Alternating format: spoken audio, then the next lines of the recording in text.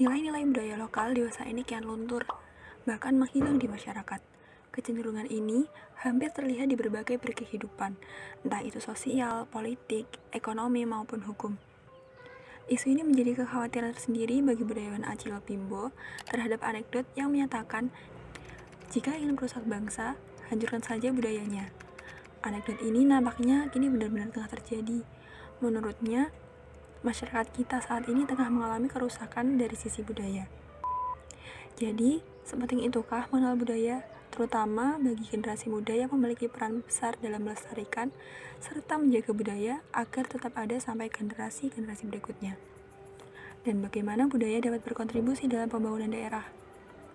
Namun faktanya, rasa bangga dan kepedulian melestarikan budaya kurang tertanam di generasi muda Indonesia saat ini. Minat mereka untuk mempelajarinya kurang. Bahkan, ada kecenderungan bahwa mereka lebih tertarik belajar kebudayaan asing. Salah satu faktor penyebabnya tidak lain dan tidak bukan adalah kurangnya informasi kekayaan yang dimiliki oleh bangsa Indonesia itu sendiri. Sebelum kita bahas mengenai perspektif lokal, mari kita bahas budaya dalam skala yang lebih besar. Perspektif internasional atau global sebenarnya lebih menekankan pada dimensi teknologi budaya, sedangkan perspektif lokal mengingatkan kita bahwa budaya sebagai modal sosial. Hal ini mencerminkan identitas yang memunculkan khas dan berbeda suatu daerah.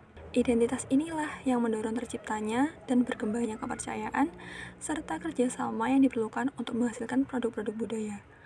Nah, produk-produk budaya inilah yang nantinya akan menjadi keunggulan kompetitif bagi suatu wilayah. Makanya, budaya menjadi penting, terutama dalam pembangunan lokal. Tidak ada yang menyangkal bahwa budaya erat kaitannya dengan pembangunan lokal.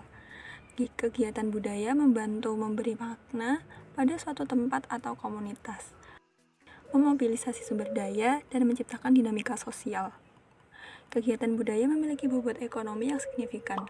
Ekonomi budaya menyumbang kira-kira lebih dari 3% pada PDB dan 5% pada tenaga kerja.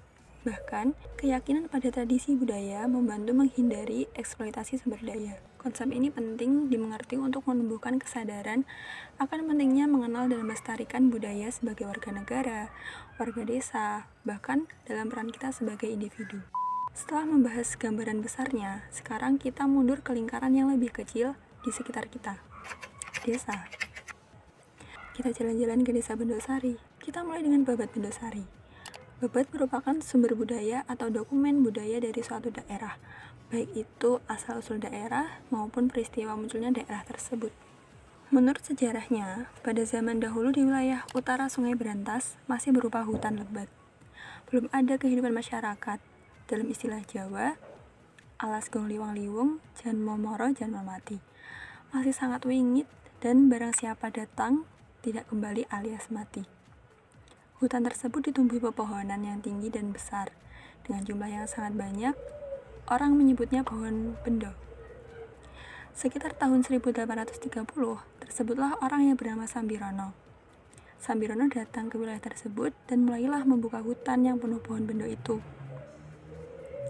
Dialah yang merintis tempat tinggal untuk didiami dan dikelola secara tetap.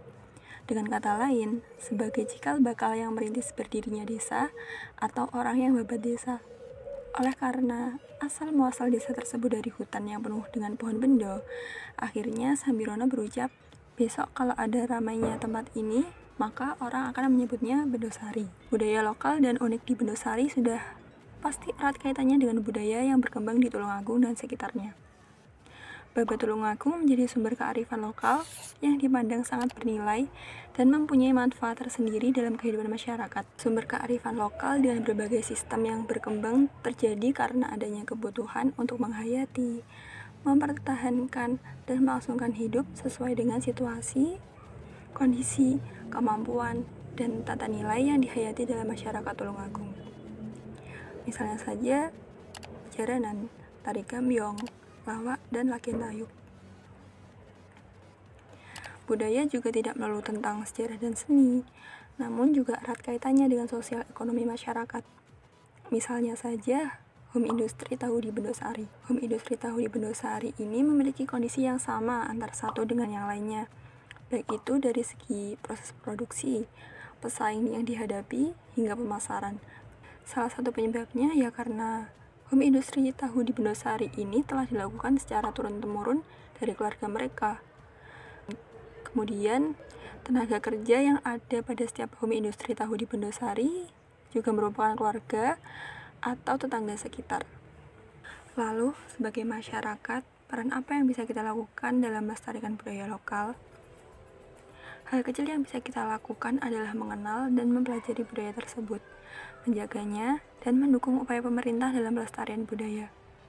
Misalnya saja, usaha pelestarian budaya di Kecamatan Ngantru dilakukan melalui pentas seni budaya dan jajanan tradisional. Bupati Tulungagung pada 2016 lalu mengajak seluruh masyarakat Tulungagung, khususnya yang berada di wilayah Kecamatan Ngantru, untuk menjadikan pagelaran seni budaya dan jajanan tradisional sebagai agenda tahunan agar dapat menumbuhkan rasa cinta pada budaya yang dimiliki. Syahri Mulyo mengatakan, kegiatan seni budaya dan jajanan tradisional memiliki arti penting dan bermakna dalam upaya menjaga dan melestarikan serta mewariskan seni budaya asli Tulungagung kepada generasi penerus. Kebudayaan yang ada di kawasan Tulungagung, termasuk Desa Bendosari, sejatinya termasuk warisan budaya Jawa yang sudah semestinya patut untuk dilestarikan serta diambil sisi baiknya. Kebudayaan yang bersinergi di dalam kehidupan bermasyarakat pasti ada, sekecil apapun lingkungan masyarakat tersebut. Ragam keunikan yang ada di lingkungan masyarakat, khususnya yang ada di Kabupaten Tulungagung, termasuk Desa Bendosari, merupakan hasil karya para pendahulu dalam proses untuk menjalani kehidupan.